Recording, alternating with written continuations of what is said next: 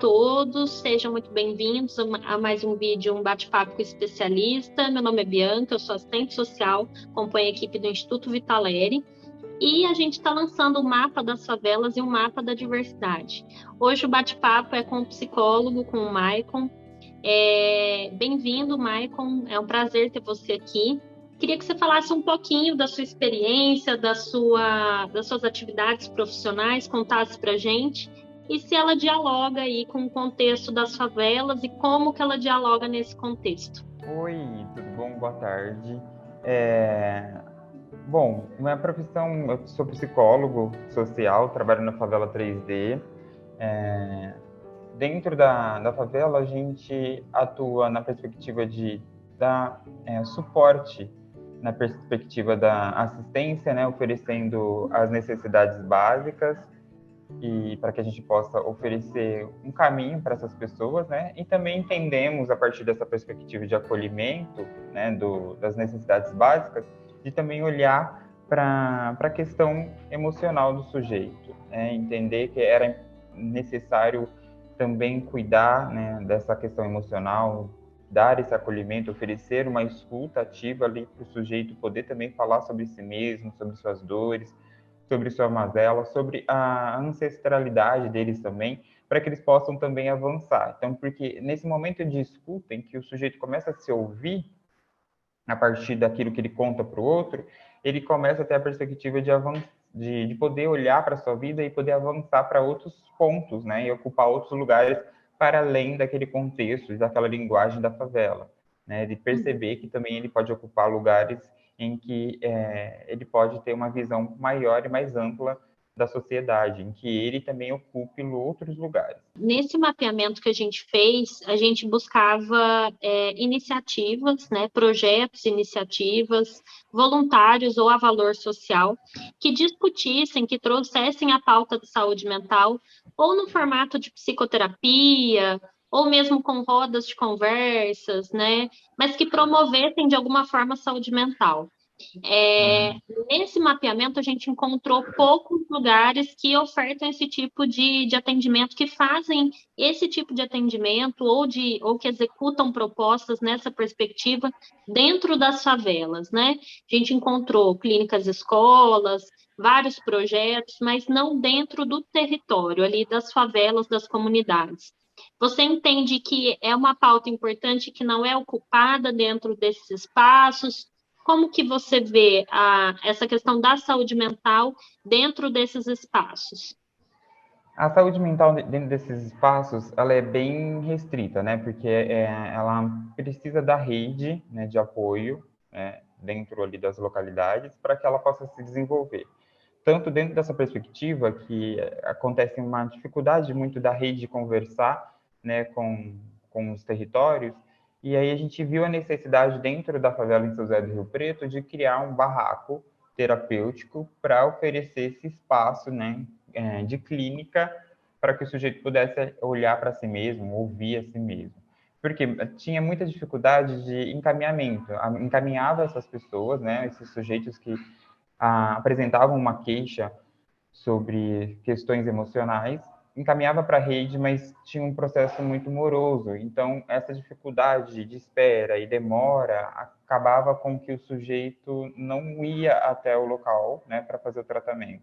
Isso a gente encaminhava para a clínica escola, com parcerias aqui dentro do território, mas a gente viu a dificuldade das pessoas enfrentarem esse processo, tanto de pegar o ônibus para ir até no outro território, né, daí essas redes, e muitas vezes dos profissionais não acolherem eles da forma mais adequada possível, de escuta e de acolhimento, né, por causa da demanda que é grande dentro da rede pública.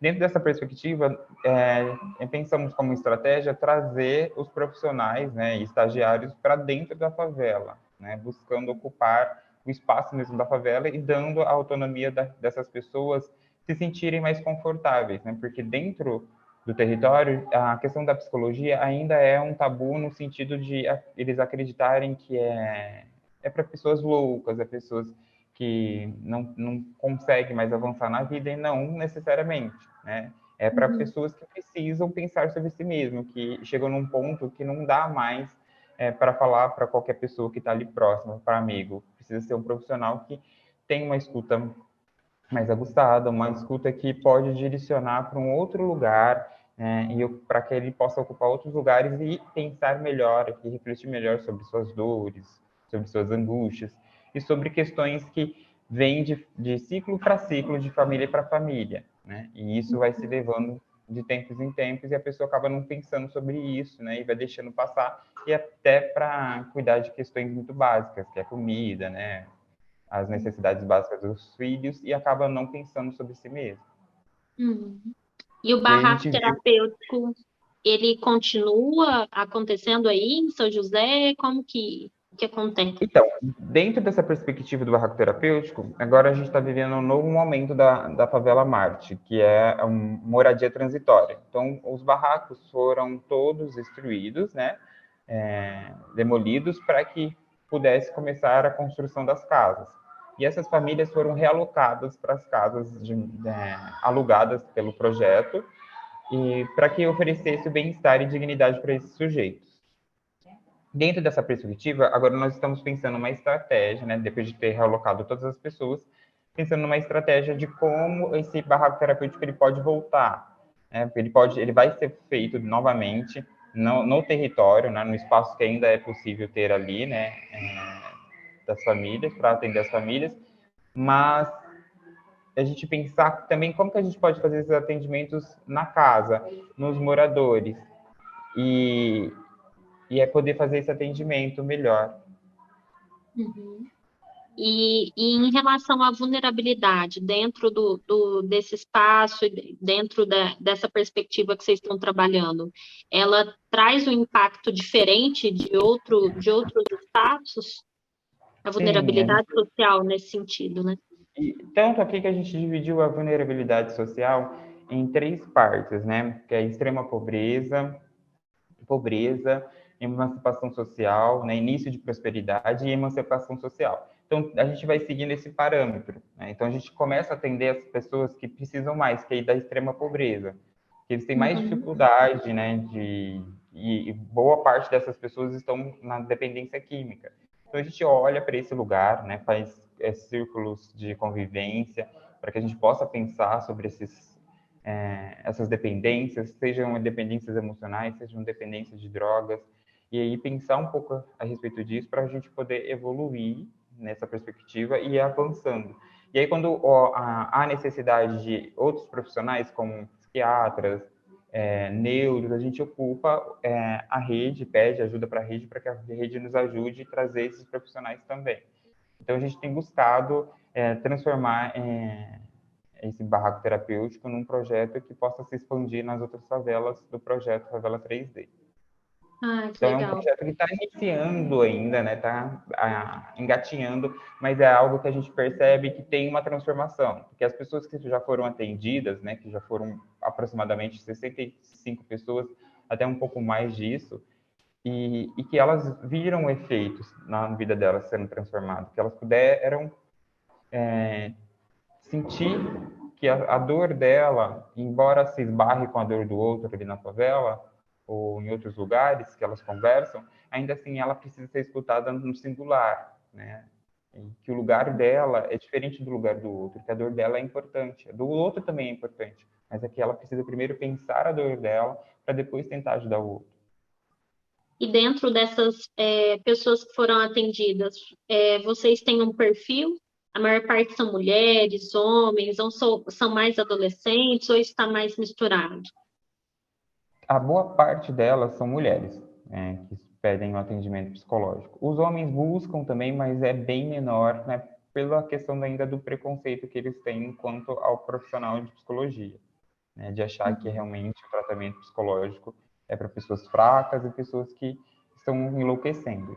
E a gente busca transformar esse olhar deles, né, esse pensamento, para que eles possam ocupar esse lugar e poder ter um fôlego de vida e também, a partir disso, começar a recalcular sua rota de vida para poder avançar para outros lugares, né? Em sonhos, buscar seus sonhos, buscar novos empregos de acordo com as necessidades deles e de Legal. autonomia, né?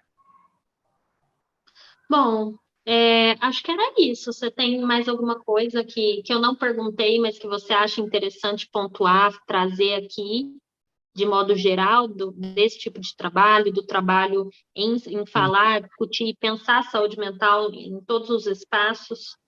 Eu acho que é importante a gente fazer esse movimento de pensar a saúde mental dentro desses territórios, né, nas favelas. É importante, não, eu vejo que a gente encontrou muita dificuldade em levar as pessoas, né, fazer essa transformação, levando as pessoas para a rede pública, né, levando eles, encaminhando para a rede pública.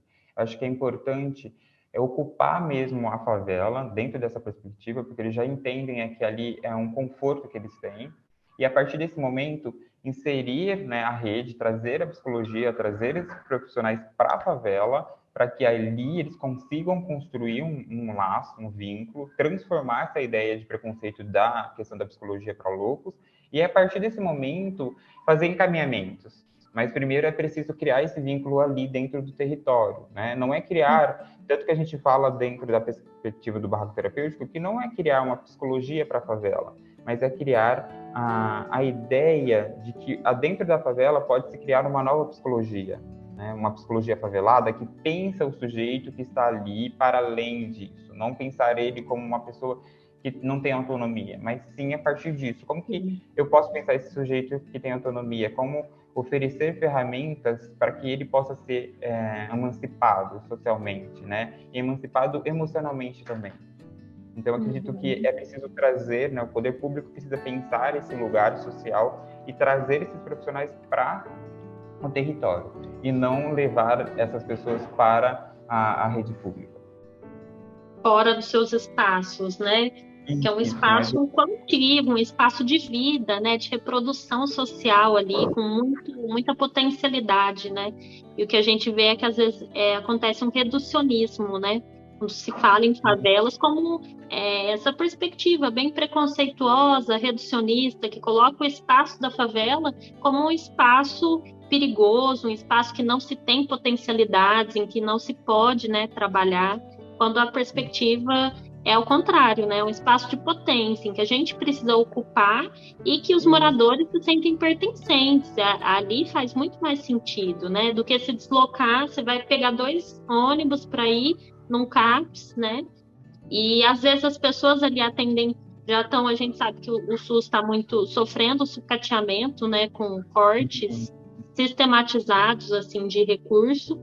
Então, essa sobrecarga também e trazer esses profissionais para mais perto. Legal, Michael. Bom, a gente finaliza aqui. Agradeço demais a sua participação. É um bate-papo rapidinho, mas que acho que contribui muito com essa perspectiva para a gente saber um pouquinho de saúde mental dentro desses espaços e com pessoas, com profissionais que já organizam algum tipo de trabalho nesse sentido. Obrigada, Michael.